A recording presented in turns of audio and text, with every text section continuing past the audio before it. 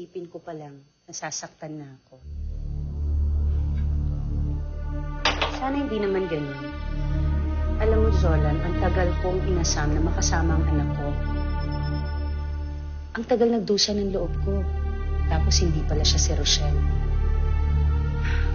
Tsaka hindi naman totoo yung tanong mo eh. Dahil sigurado ako na siya talaga si Rochelle. Bakit po? Nararamdaman niyo po ba talaga na siya yon? Wala po bang duda yung loob niyo? Paano po kung hindi po talaga siya yung anak niyo? Zolan, tigilan mo na yan. Huwag mo na akong tanungin tungkol sa ganyan, okay? Anong tanong, Ma? Bakit, Jolan? Anong tinatanong mo sa mami ko?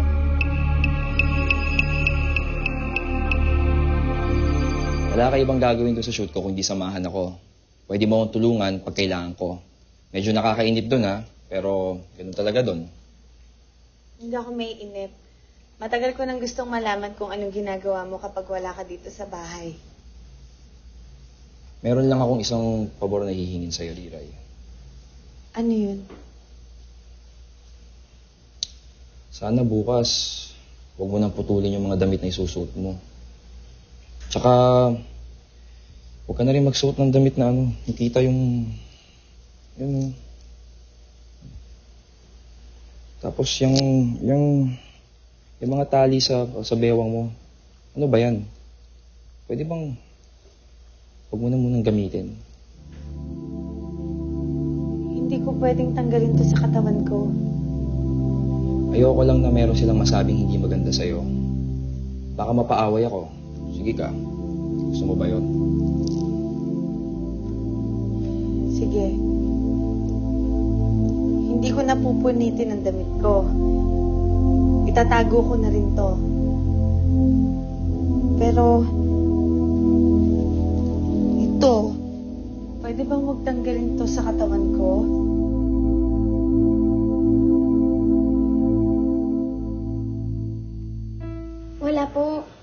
Wala po yung tinatanong ko. Ma'am, pasensya na po. Okay lang. Huwag mo na lang uulitin. Opo, sige po. Bakit, Mami? Ano ba talaga yung pinag-uusapan niyo nung Jola na yun? Anak, wala yun. Huwag ka na magtanong. Ma, magpapaalam po sana ako. Aalis kasi ako bukas ng umagang-umaga. Saan ka pupunta? Kila John po. Dadalawin ko siya. Oh, bakit ka magpupunta doon? Akala ko ba break na kayo? Oo nga po. Pero magkaibigan naman kami. Kaya wala naman po sigurong masama kung dadalawin ko siya, di ba?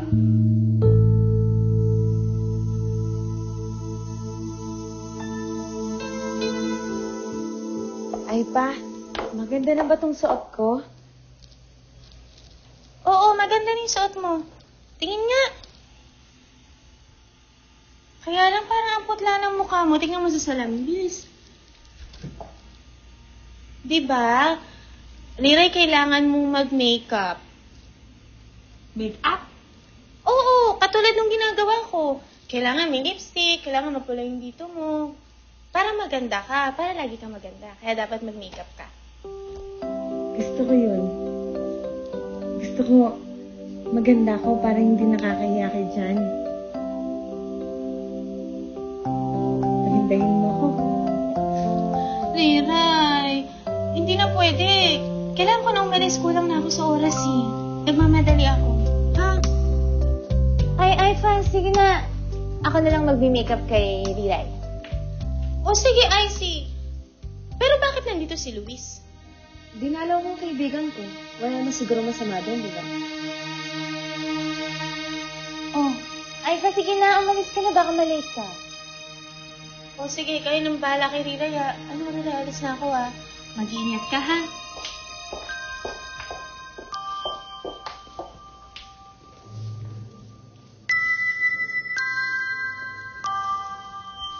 Ayan, Riray. Ready ka na ba? Kami yung magpapagawa sa'yo.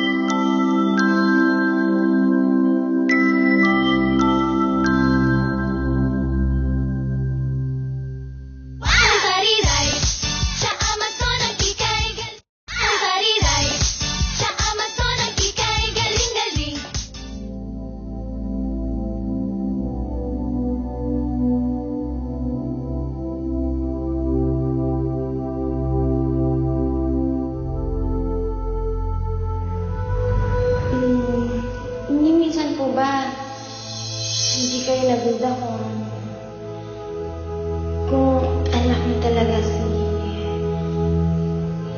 Ma'am Rochelle po? Paano po kung hindi talaga siya yung anak niyo?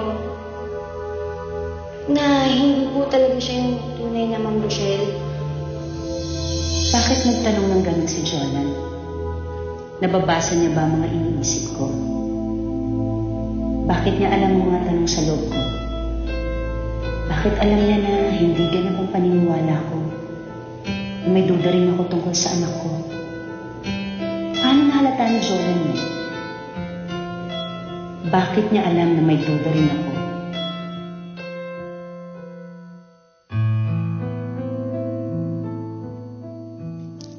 Oh, I see. Asan na si Riray? Malilate na kami. Palabas na yan, kuya. Kuya, buti naayos, no? Oo nga eh. Mabuti umabot. Alam mo naman sa shooting, mahirap na pag walang kotse. Ang dami kong damit. Oo nga, kuya.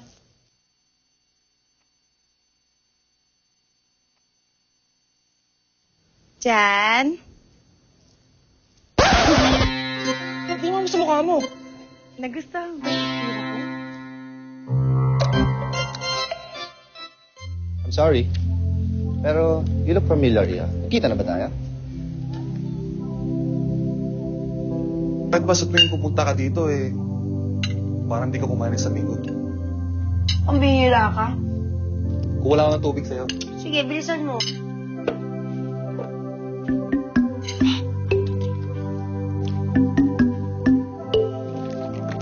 Pareho lang tayo. Kung nawalan ka ng mga magulang, nawala naman ako ng